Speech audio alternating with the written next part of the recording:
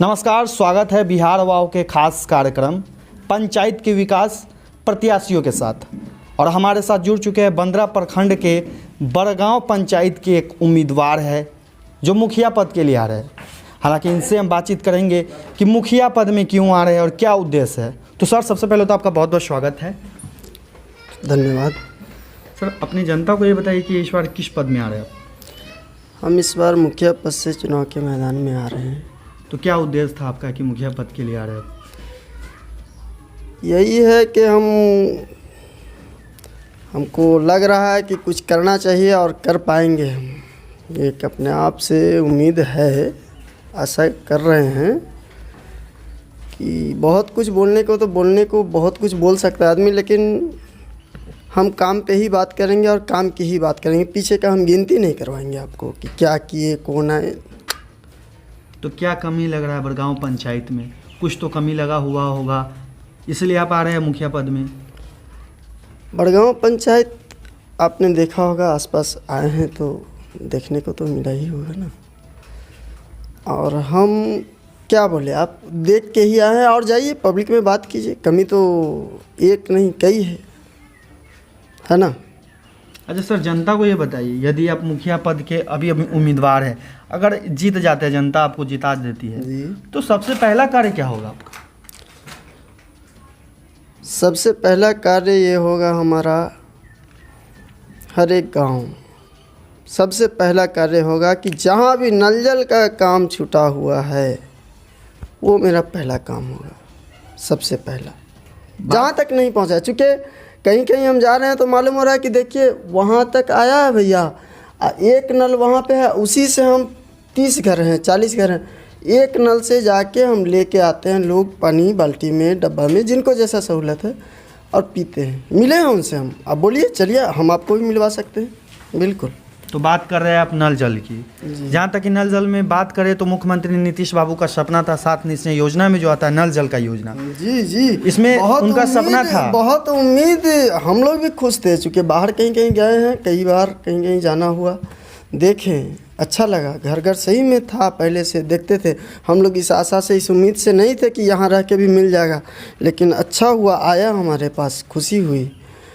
लेकिन इसमें खिलवाड़ हुआ है सर। और हम ये नहीं बोल रहे हैं कि ये हमारे सिर्फ ये बड़गांव पंचायत का हाल है, नहीं, बहुत जगह इस पे। तो सर, आप मुखिया बन जाते हैं तो कहीं यह भी तो हो सकता है कि आप भी भ्रष्ट कर सकते हैं, पूरे बड़गांव पंचायत को भ्रष्ट कर सकते हैं, भ्रष्टाचारी फैला सकते हैं, घोटाला मार सकते हैं आप भी। तो कैसे जनता आप पर बिलीव करे कि आप एक अच्छे प्रतिनिधि है? और इस पर सर बताएं। जैसे आप बोल रहे हैं ऐसे ही पब्लिक भी बोल रहे हैं। जी जी, और बोलेंगे जी।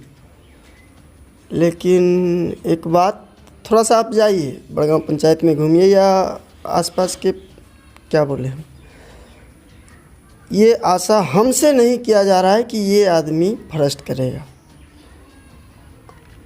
जनता ये आशा हमसे नहीं कर रही है जी। और हम एक ही बात बोलना चाह रहे हैं कि हम यकीन के साथ, आप हम पे यकीन कर रहे हैं ना, आपके साथ हम खिलवाड़ नहीं करेंगे। इतना भरोसा अपने आप पे है हमको। तो जो मुखिया जीत जाते हैं वो भी तो ऐसे ही बोलते हैं कि हम पे यकीन कीजिए, हम पे यकीन कीजिए, हम भ्रष्टाचारी नहीं फैलाएं। और मत कीजिए ना भाई, ये भी हम कहाँ बोल रहे हैं कि नहीं हमको जीता ही दी। आपको लगता है तो हम ये तो प्रेस नहीं कर रहे। अच्छा सर, बात करें यहाँ पर शिक्षा की, और शिक्षा व्यवस्था कैसी है? और जो लोग समझिए डॉक्टरी की बात करें तो यहाँ पर स्वास्थ्य कैसी है? कई लोग होते हैं जो कि 12 बजे 1 बजे जिनको दिक्कत हो जाता है, उनको मुजफ्फरपुर जाना पड़ता है, गांव में स्वास्थ्य नहीं है। तो सर, इस पर कैसे आप ध्यान देंगे और क्या लग रहा है आपके गांव में इसकी कमी है? आपके गांव में जी है, तो कमी तो है, लेकिन ज़रूरत पड़ने पे, आपने कहा 12 बजे रात में ज़रूरत पड़ा आदमी को मुजफ्फरपुर जाना पड़ता है।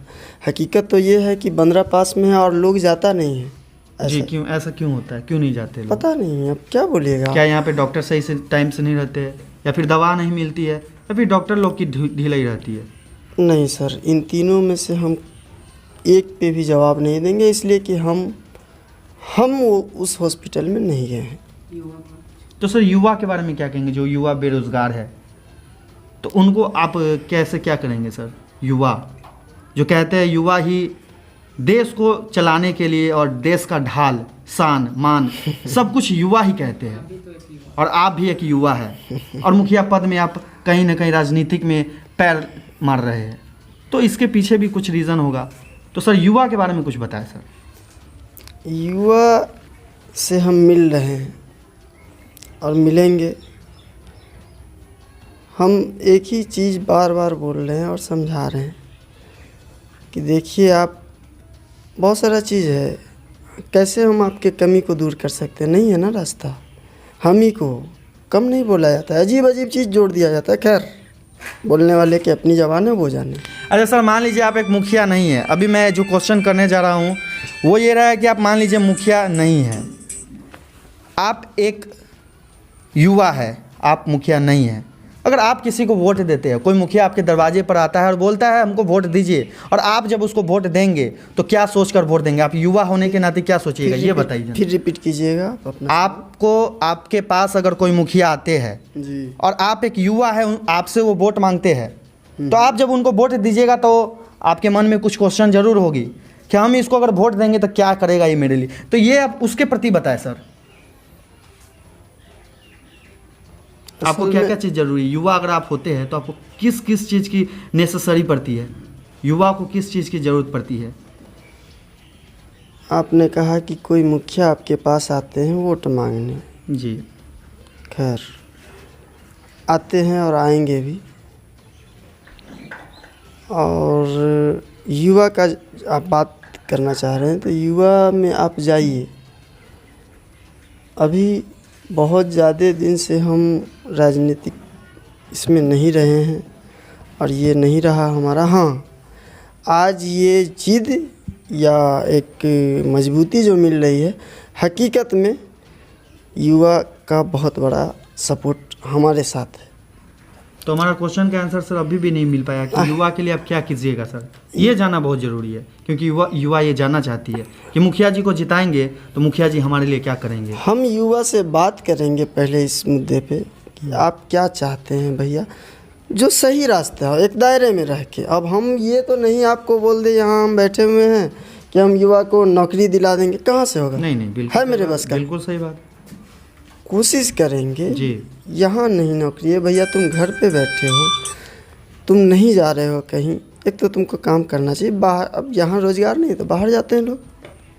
अच्छा सर, उन महिलाएं के बारे में क्या कहना चाहेंगे जो महिलाएं हैं जिनको घर में काम करने के बाद जो बैठी रहती है, तो उन महिलाएं के बारे में क्या कहना चाहेंगे आप? तो ऐसे भी तो महिला का काम तो लगभग हमको लगता है कि घर में ही रहना होना चाहिए। मजबूरी ना है, गरीब लोग हैं जो चाहते हैं कि हम कुछ पैसा कमाएं। मजबूरी, वही बोल रहे हैं, मजबूरी ना है कि लोग, तो कौन चाहता है कि हमारे घर का परिवार की औरत बाहर में, कौन बताइए एक आदमी। चलिए, इस पे हम नहीं बोलेंगे भैया।